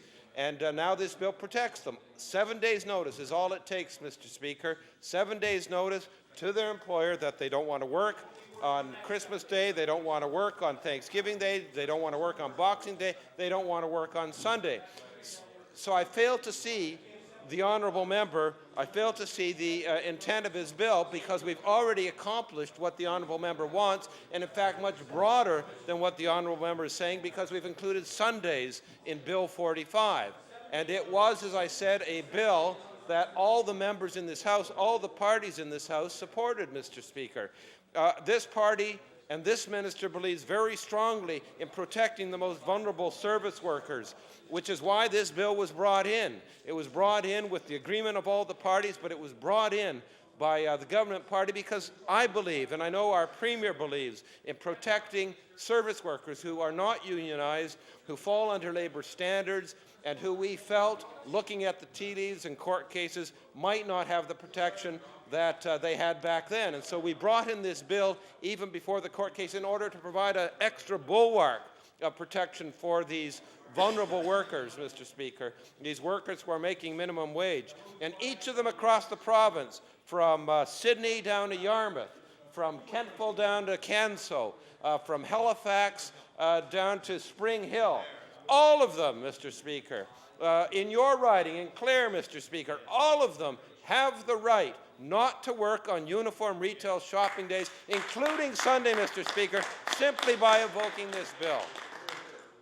And so, Mr. Speaker, with that point that we have the protection in place, that the op-ed stated that the protection is there for workers, and that the honourable member knows that protection is there for workers, and he's simply playing games with this, and he's not even in this bill. He's not even bothering to extend it to include Sundays, which Bill 45 does to protect workers. I take my place.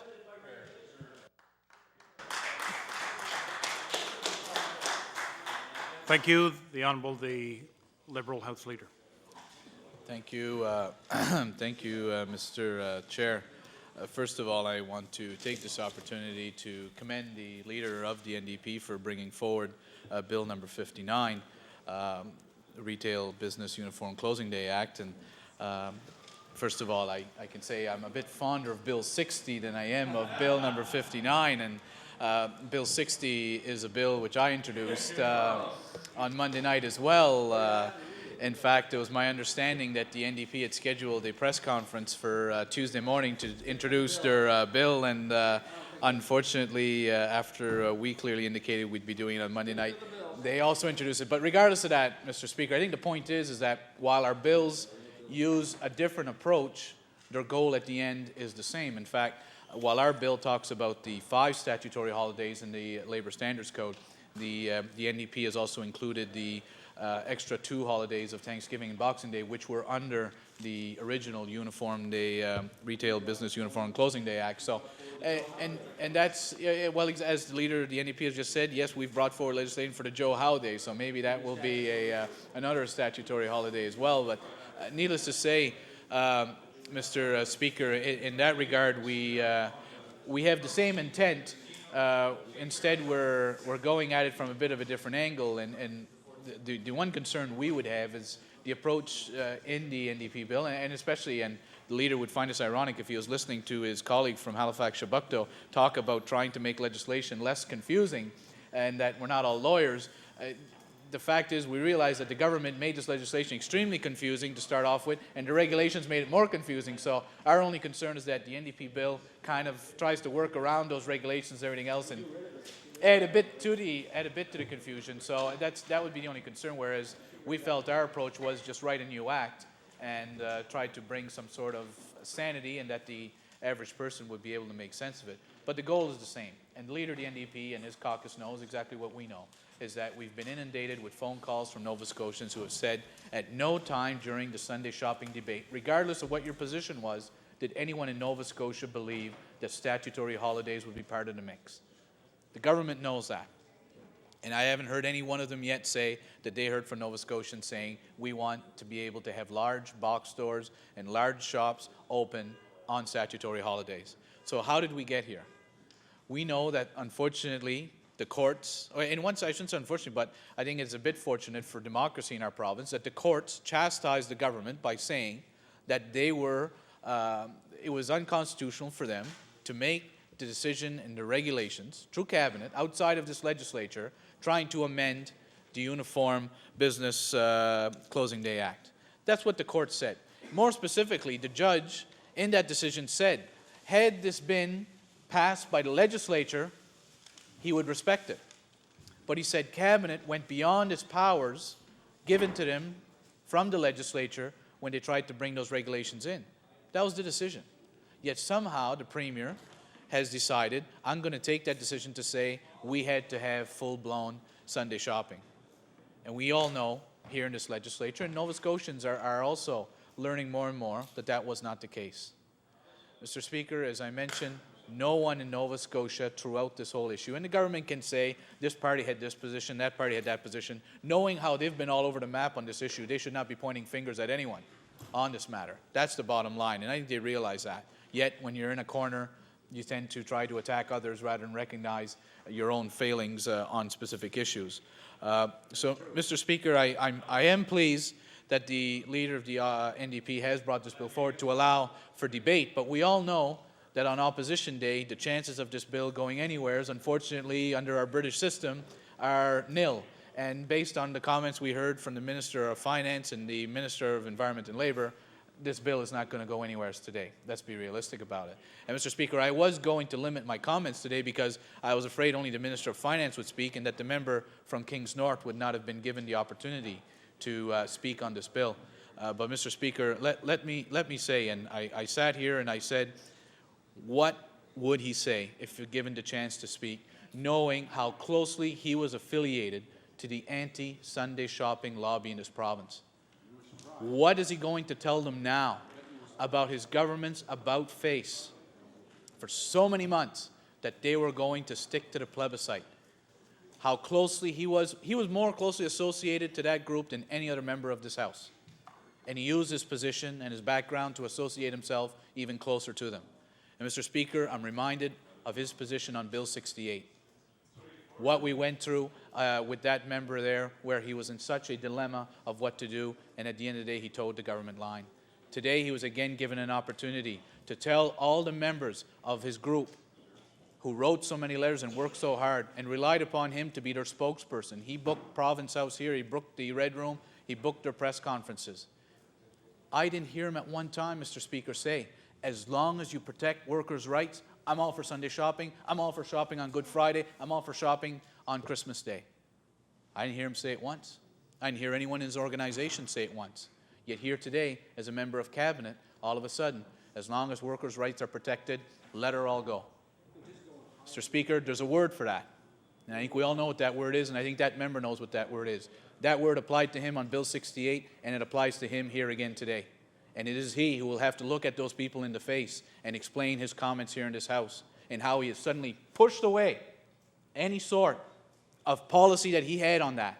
And we know how he mixed into this debate, his background, and made it into an issue involving outside elements as well. And yet today, after putting pressure on all members of this House through his group, all of a sudden today there's the about face.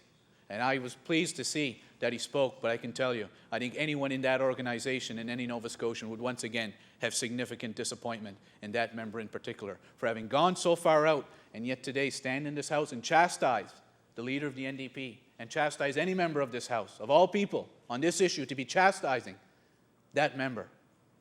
But, Mr. Speaker, I thought Bill 68 might have been an anomaly. It was not an anomaly. We see it here again today. He'll have to have that with his own conscience and with his own actions. His voters will judge that, and everyone in that organization will judge that as well. Mr. Speaker, we're not going to call our bill on Opposition Day because we want the government to allow for a full and open debate and a vote on our bill. And I'm sure that the NDP would have wanted to do the same, but at least they have forced the discussion to take place, which may have never happened had they not done that. So I do commend them, and the fact is we're lucky in this chance because there's a second chance with this bill. So we will hold the bill back, and we will give the opportunity for the Premier to show leadership and to allow Nova Scotians their say, because I would guess, Mr. Speaker, without having a crystal ball, that there's polling taking place right now, that Nova Scotians are being asked, do you support having full-blown shopping on statutory holidays? And I have a funny feeling we may have some results coming for Nova Scotians, for this House, and for this government very shortly. And I believe it'll clearly show that Nova Scotians, by and far, never wanted shopping on statutory holidays, regardless of what their position was on that issue. The government has a chance to allow full debate, and after the judge chastised them for trying to make decisions in the cabinet room, what better place than this Parliament, this legislature, to make those kind of public policy decisions and at least allow full debate on it. So with that, Mr. Speaker, our bill number 60 will stand. Hopefully the government will call it. We realize under our system, only they can call it to have any chance of being passed, but it is still, there is an opportunity for Nova Scotians' will to be heard on this matter, and I do hope the Premier and his government will finally show leadership on that. Thank you, Mr. Speaker. Thank you. The honourable member from Halifax Needham. Very much, Mr. Speaker. Mr. Speaker, I'm very pleased to have an opportunity to rise in my place for a few minutes to speak on this bill. Mr. Speaker, you know, I think probably all had the experience when the Mr. Justice Richard's decision came and the government announced that they were abandoning all attempt at ensuring that there were any uniform retail closing days, with the exception of Remembrance Day, of the shock that was experienced throughout our communities. And yes, Mr. Speaker, there were people who were very happy that, that Sunday shopping was coming because that's what they wanted. And there were people who weren't so happy, especially retail workers and small independent retail shop owners and corner store operators and members certainly of many Christian denominations. And also, we have to acknowledge that there were people who probably didn't care at all, one way or another. But the thing that struck me about all of those different points of view was what the leader of the Liberal Party said, and I completely concur with his remarks. The absolute confusion and the genuine concern that people all across the spectrum in terms of their viewpoints on this issue felt when the government made their incredible flip-flop on this very important issue and essentially hid behind Mr. Justice Richard's decision, and I think added to the confusion in the public, and I wouldn't say willfully added because that would be imputing motive, which isn't permitted here, Mr. Speaker, but certainly their position added to the confusion and perpetuated the idea that somehow the courts had struck down Sunday shopping in our province, and that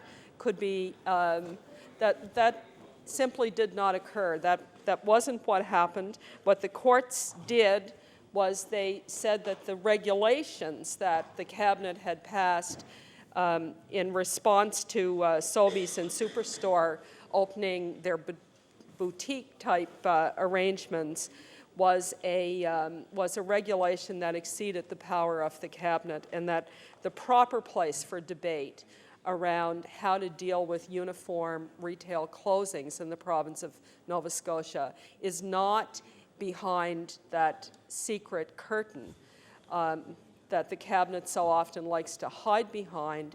It's here on the floor of the House of Assembly.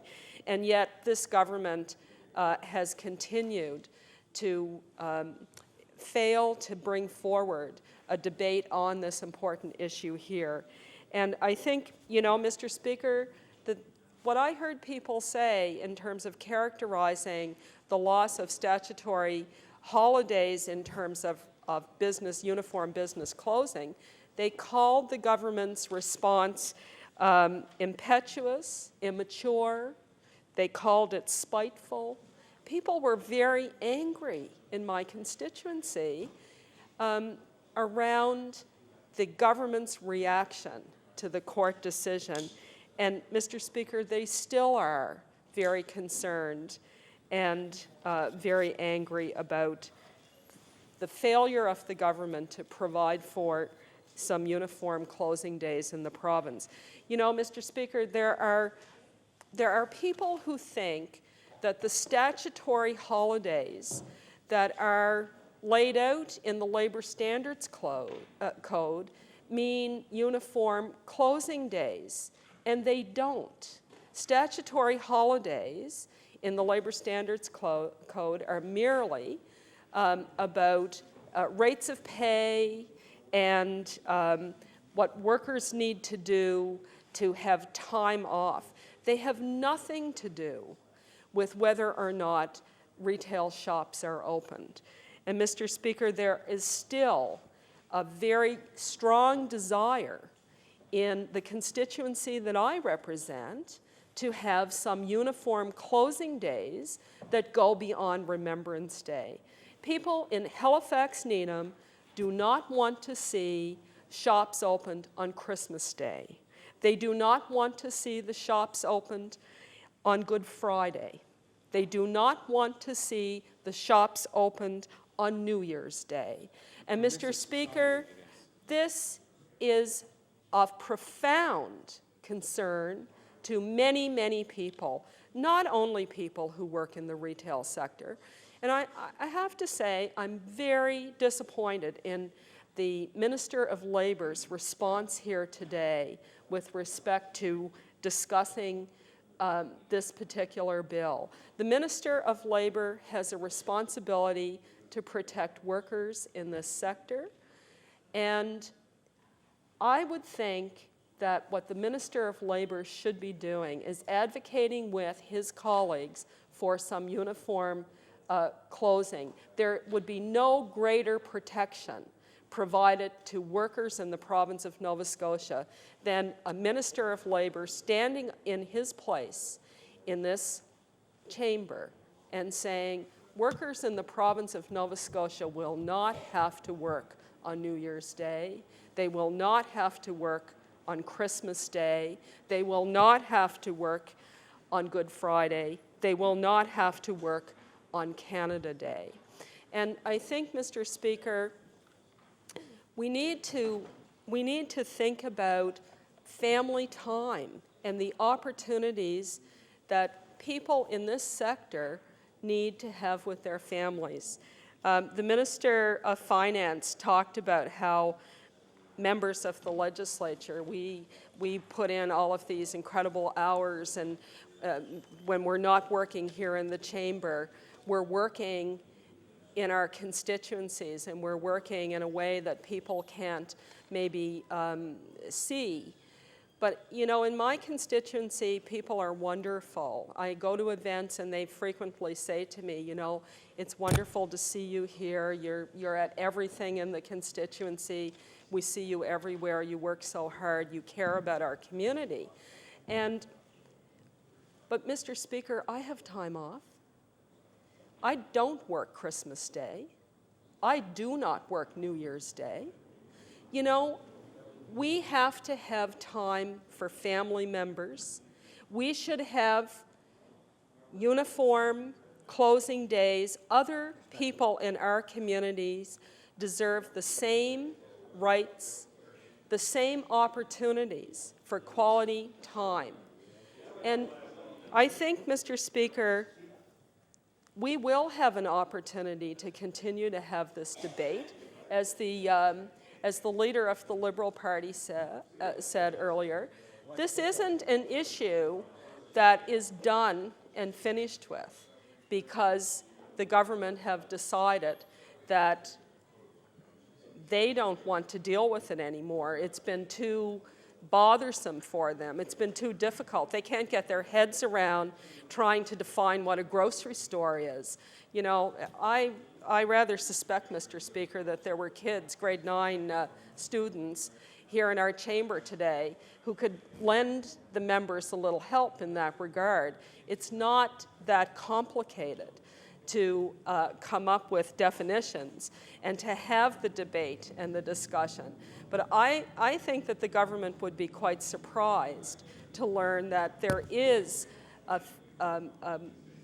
unanimity in the province, with maybe the exception of a very narrow commercial interest that would like to see, you know, enterprise go on 24 hours a day, no family time, you know, no protection for workers. We all know that those kinds of ideas exist out there in sort of a, you know, a never land of let's have a complete unregulated, which is often coded in the phrase red tape. Let's not have government red tape, i.e. no regulations. Let commercial enterprises do whatever they will to make a buck.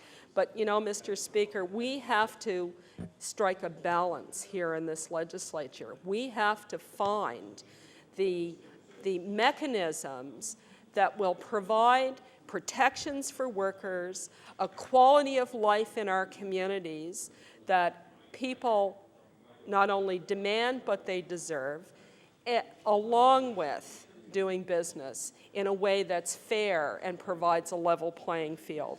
So, Mr. Speaker, no one in this province was anticipating that the end result of the government's ineptitude in dealing with this issue would be the elimination of all uniform closing days in the province.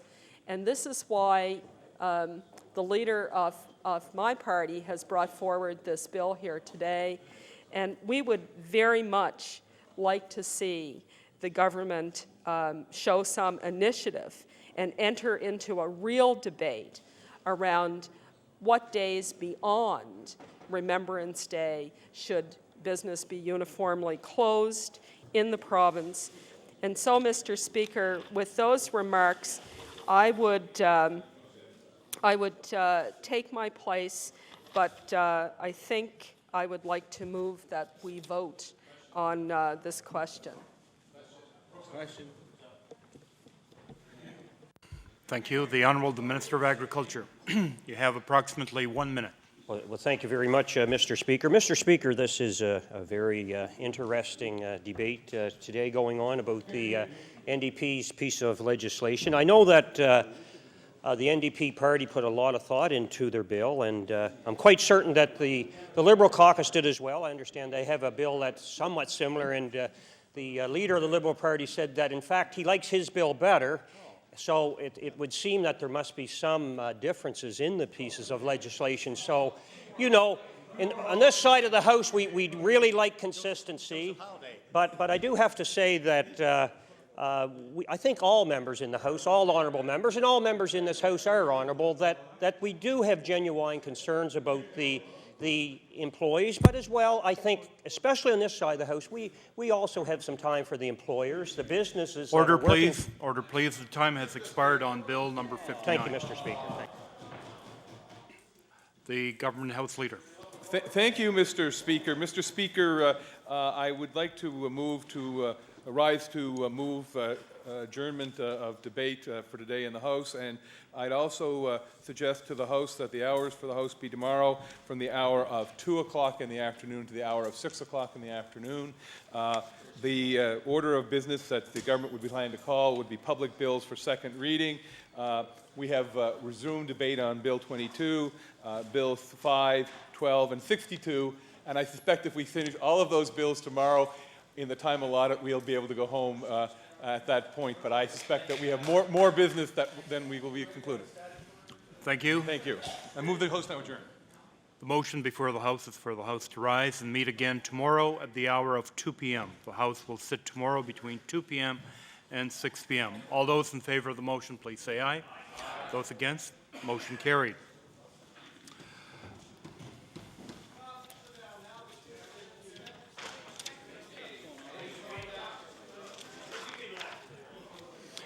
Order, please. We have reached the moment of interruption. The adjournment motion this evening was submitted by the Honourable Minister of Environment and Labour. The debate tonight will be it resolved that all members do their part to ensure Nova Scotians who rely on wells and septic systems are aware they could benefit from a free environmental home assessment. The Honourable, the Minister of Environment and Labour.